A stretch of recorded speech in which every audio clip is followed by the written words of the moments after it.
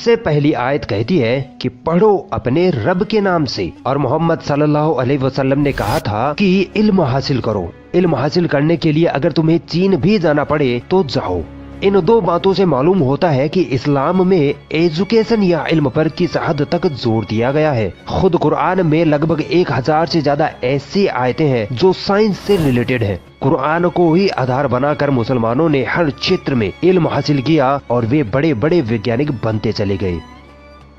अक्सर मुसलमानों पर ये इल्जाम लगाया जाता है कि मुसलमानों ने दुनिया को कुछ भी नहीं दिया, मगर जब हिस्ट्री के पन्ने पलटे जाते हैं तो हर क्षेत्र में मुस्लिम ही मुस्लिम नजर आते हैं। मुसलमानों ने इस दुनिया को ऐसे ऐसे आविष्कार दिए हैं जो आज भी हम और आप इस्तेमाल करते हैं। साइंस का कोई नामो निशान ना होता अगर मुस्लिम वैज्ञानिक पैदा ना होते। मगर वो कहावत है ना कि जो हुकूमत में होता है वही मनचाहा इतिहास लिखता है। यहूदियों और ईसाइयों ने इस्लाम से नफरत के कारण मुस्लिम वैज्ञानिकों के इतिहास को खूब छुपाया, मगर वो कामयाब ना हो सके। आज मैं आपको 5 ऐसे मुस्लिम वैज्ञानिकों के बारे में बताऊंगा जिनको आज दुनिया झुककर सलाम करती है। मोहम्मद अल-गफीकी। दोस्तों, आपने मोतियाबिंद बीमारी के बारे में तो जरूर सुना होगा। इसमें आंखों के आगे एक सफेद जाला सा आ जाता है जिसकी वजह से धुंधला दिखाई देने लगता है। आपको ये जानकर हैरत होगी कि आज से लगभग 900 साल पहले ही एक मुस्लिम वैज्ञानिक और डॉक्टर मोहम्मद अल-गफीकी ने इस बीमारी का सटीक इलाज करके दिखा दिया था। अल-गफीकी ने इस बीमारी के इलाज के लिए एक ऐसे इंजेक्शन या सुई का आविष्कार किया जिसको आंखों के लेंस में घुसोकर उस सफेद जाले को निकाला जा सकता था। सोचिए, 900 साल पहले आंखों में सुई घुसोकर बीमारी का इलाज कर देना कितनी हैरत की बात थी। मोहम्मद अल-गफीकी आई स्पेशलिस्ट थे और मेडिकल फील्ड में उनका बहुत बड़ा योगदान रहा है। चिकित्सा के क्षेत्र में लिखी उनकी किताबों को आज भी वैज्ञानिक उपयोग में लेते हैं। इनकी इस खिदमत और काबिलियत को देखते हुए सन 1965 में स्पेन की गवर्नमेंट ने इनकी 800वीं डेथ एनिवर्सरी पर इनको सम्मान करते हुए इनकी एक प्रतिमा भी लगाई। नासिर अल-दीन तूसी।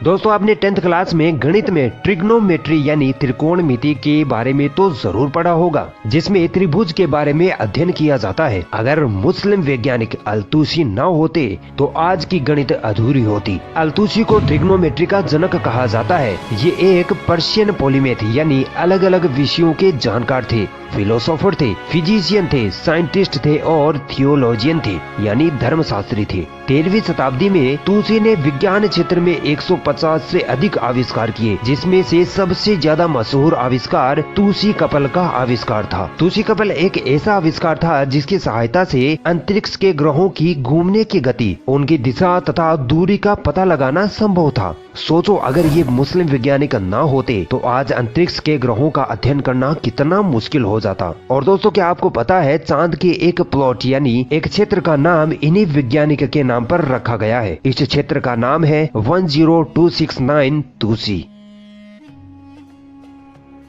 इब्ने खल्दून। मुसलमानों में एक बहुत मशहूर हिस्टोरियन और सोशियोलॉजिस्ट गुजरे हैं जिनका नाम है इब्ने खल्दून। इन्होंने हिस्ट्री और सोशल लॉज पर बहुत सारी किताबें लिखी थी, जिनमें से सबसे ज्यादा मशहूर हुई अल मुकद्दमा, इंग्लिश में इसे कहते हैं इंट्रोडक्शन। इसमें सोशियोलॉजी के कई प्रकार के नियम है जो उस दौर से लेकर आज तक बहुत बेहतरीन नियम माने जाते हैं। इनकी इस किताब की मशहूरता का अंदाजा इस बात से लगाया जा सकता है कि फेसबुक के सीईओ मार्क जुकरबर्ग ने 2015 में इसे अपनी फेवरेट किताब के तौर पर पढ़ा था। दोस्तों, ये अरब के रहने वाले थे। इन्होंने साहित्य, धर्म, ज्योतिष, अर्थशास्त्र यानी इकोनॉमिक्स आदि अनेक विषयों में महारत हासिल कर रखी थी। ये एक ऐसे मुस्लिम इतिहासकार थे जिनकी किताबों को आज तक दुनिया के कई देशों की यूनिवर्सिटियों में पढ़ाया जाता है। मोहम्मद इब्ने इब्राहिम अल-फजारी। दोस्तों, ये वो वैज्ञानिक थे जिन्होंने फिलोसॉफी, मैथ और एस्ट्रोनॉमी में महारत हासिल कर रखी थी। इन्होंने अंतरिक्ष पर खूब रिसर्च की थी और एक डिवाइस भी बनाई जिसे एस्ट्रोलोब कहते हैं। इस मशीन की मदद से दिशा का सटीक अंदाजा लगाया जा सकता था, तारों की स्थितियों के बारे में पता लगाया जा सकता था कि कौन सा तारा कब और कहाँ होता है और कुछ समय बाद उस तारे की स्थिति क्या होगी। इस एस्ट्रोलोब की खास विशेषता ये थी कि इसके द्वारा काबे की दिशा को फाइंड आउट किया जा सकता था। एस्ट्रोलोब उस वक्त का एक कंप्यूटर माना जाता था और इसी एस्ट्रोलोब डिवाइस की मदद से आज वैज्ञानिकों ने दिशा का पता लगाने वाली मशीन कंपास का आविष्कार किया है।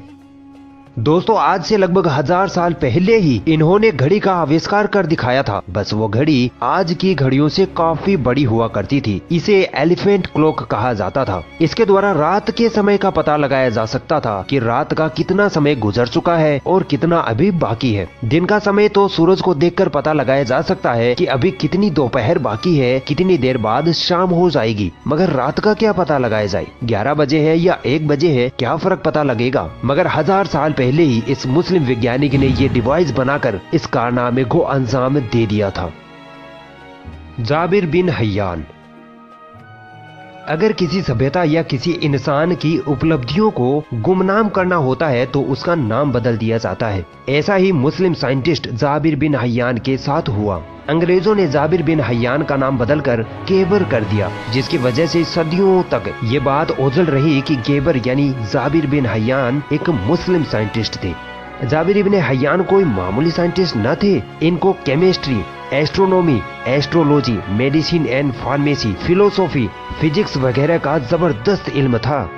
आप ये सुनकर हैरान रह जाओगे कि आज हम जो विज्ञान वर्ग में केमिस्ट्री पढ़ते हैं वो इन्हीं की देन है। इनको केमिस्ट्री का जनक, फादर ऑफ केमिस्ट्री कहा जाता है। जाबिर इब्ने हय्यान ने कई प्रकार के केमिकल्स का आविष्कार किया, यहाँ तक कि तेजाब का आविष्कार भी इन्होंने ही किया था। दोस्तों, केमिस्ट्री में अलग अलग प्रकार के रसायनों को विभिन्न प्रकार के इंस्ट्रूमेंट्स यानी उपकरणों में मिलाकर जो एक्सपेरिमेंट किए जाते हैं, ये एक्सपेरिमेंट करने का तरीका भी जाबिर इब्ने हय्यान का ही दिया हुआ है। और इन एक्सपेरिमेंट में जो उपकरण इस्तेमाल किए जाते हैं वो जाबिर इब्ने हय्यान ने ही तैयार किए थे, जो आज तक साइंटिस्ट यूज कर रहे हैं। जाबिर इब्ने हय्यान ने केमिस्ट्री को एल्केमी कहा था, मगर बाद में यूरोपीय वैज्ञानिकों ने इसे बदलकर केमिस्ट्री कर दिया ताकि मुसलमानों के आविष्कारों को छुपाया जा सके।